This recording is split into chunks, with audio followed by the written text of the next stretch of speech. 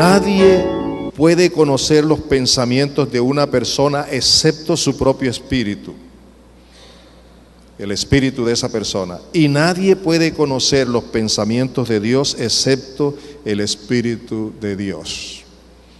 ¿Quién es el único que puede conocer los pensamientos de Dios el Padre? ¿Quién es el único? Dígamelo en voz alta, ¿quién?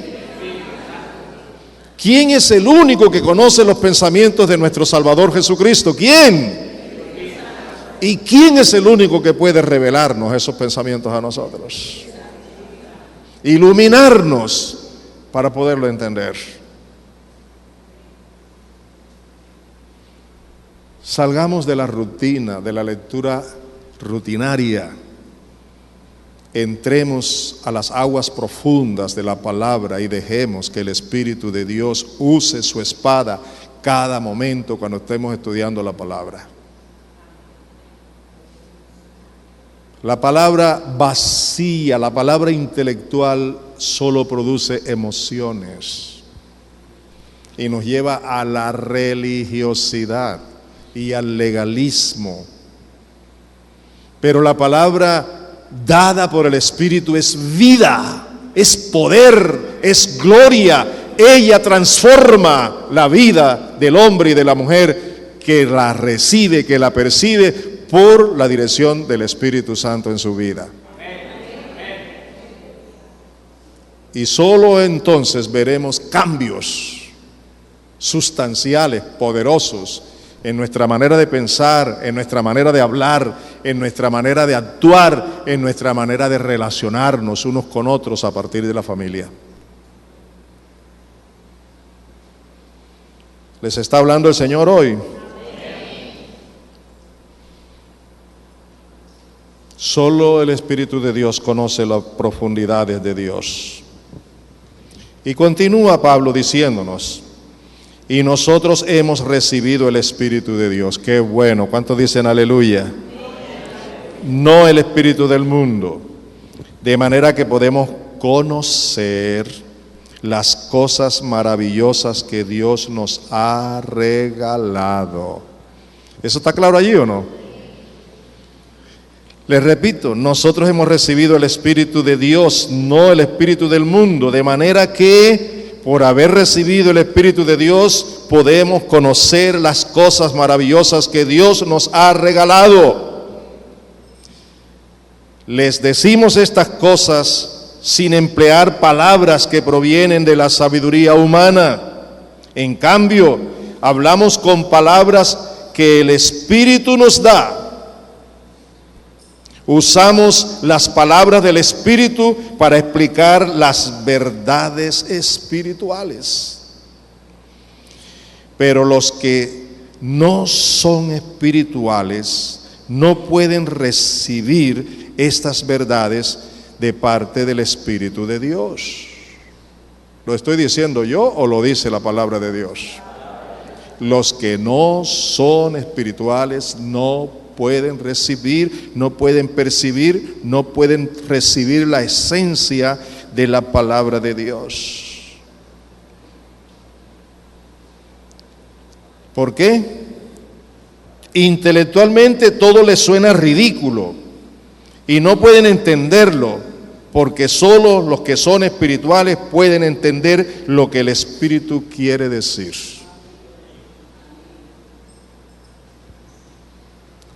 ¿Está claro, amados míos? A partir de hoy no hay excusas. O somos o somos. O vivimos o vivimos. La palabra de Dios nos ha sido dada para que conozcamos y tengamos la salvación eterna. La palabra de Dios nos ha sido dada para que crezcamos en esa salvación. Pero la palabra de Dios también nos ha sido dado como testigo eterno contra la desobediencia. Los que son espirituales pueden evaluar todas las cosas, pero ellos mismos no pueden ser evaluados por otros. Pues, oigan, ¿quién puede conocer los pensamientos del Señor? ¿Quién sabe lo suficiente para enseñarle a él? Pero nosotros entendemos estas cosas porque tenemos la mente de Cristo. Escúcheme, diga gloria a Dios, pero entiéndalo bien. El hecho de que la Biblia diga que tenemos la mente de Cristo no quiere decir que la estamos viviendo. Si tenemos la mente de Cristo es porque tenemos el Espíritu Santo de Dios. Y si queremos que la mente de Cristo funcione en mi vida, necesitamos ser llenos del Espíritu de Dios, vivir por el Espíritu, andar por el Espíritu. Solo viviendo por el Espíritu Santo se manifiesta la mente de Jesucristo en nosotros, para entender, para percibir la esencia de la palabra de Dios. Se hace necesario que cada día hagamos una evaluación de nosotros mismos y que al acercarnos a la palabra lo podamos hacer con una actitud de humildad de corazón delante del que conoce mi corazón, tu corazón, y en una actitud de humildad, de fe y de disposición para obedecer, acercarse para oír la voz de Dios. Pero tenga en cuenta el segundo consejo: usted no puede oír la voz de Dios aun cuando lea la Biblia, a menos que esté dependiendo del Espíritu Santo para que Él le ilumine a entender la palabra de Dios. No lo olvide, hermano mío, no lo olvide. Téngalo siempre en cuenta. Este pasaje es riquísimo, me ha enriquecido muchísimo a mí, me ha bendecido enormemente, me ha revelado cosas que son apropiadas para vivir una vida conforme a la palabra de Dios. Repásenlo en su casa, en varias versiones. Primera a los Corintios 2, 1 al 16. Vea este gran ejemplo de lo que sucede cuando uno usa bien la palabra de Dios. Otro ejemplo, en Hechos 17, 11 y 12, en la misma versión, la Nueva Traducción Viviente. Hechos 17, 11 y 12. Mire la actitud que deberíamos tomar siempre frente a la palabra de Dios.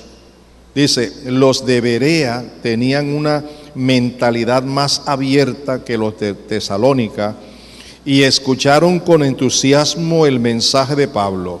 Oigan, día tras día examinaban las Escrituras para ver si Pablo y Silas enseñaban la verdad.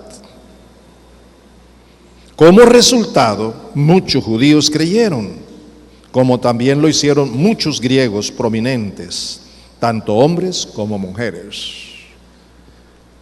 Cuando la palabra de Dios hizo efecto en los de Berea en comparación con los de Tesalónica, cuando ellos dispusieron su corazón para entender la palabra, para que el Espíritu de Dios les guiara, les iluminara. Amados, Dios nos ha dado el Espíritu Santo para que podamos entender y obedecer la palabra de Dios. Vamos a comprobarlo.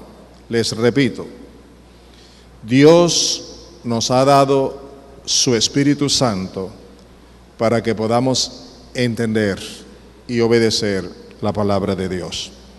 Vamos a Ezequiel capítulo 36.